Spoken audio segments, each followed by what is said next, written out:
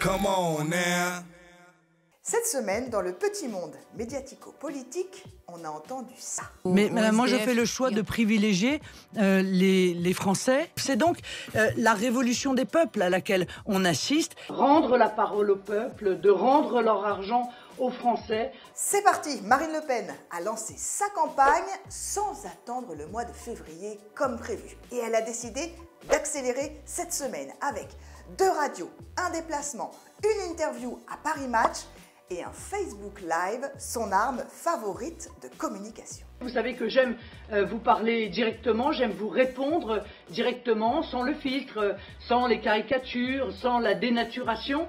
Donc nous pouvons parfois être victimes sur d'autres biais médiatiques. Et oui, la rengaine du grand méchant loup médiatique, ça marche toujours. Et aujourd'hui, encore plus, quand tous les candidats de la campagne se posent contre le système.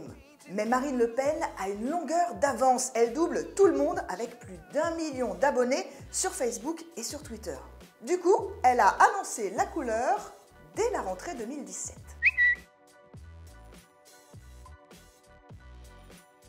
Et en la matière, elle a trouvé son mentor.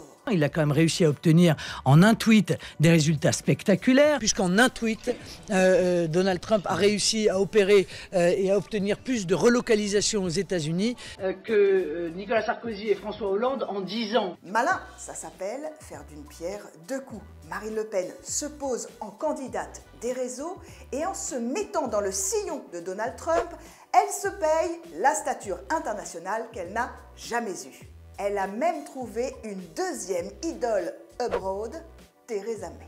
Elle défend le peuple britannique. Eh bien moi je veux défendre le peuple français.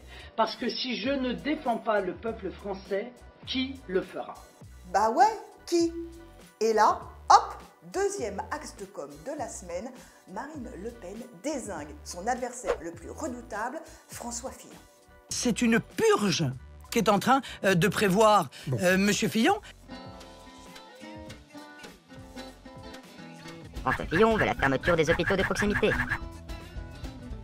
François Fillon veut la réduction du nombre de lits dans les hôpitaux.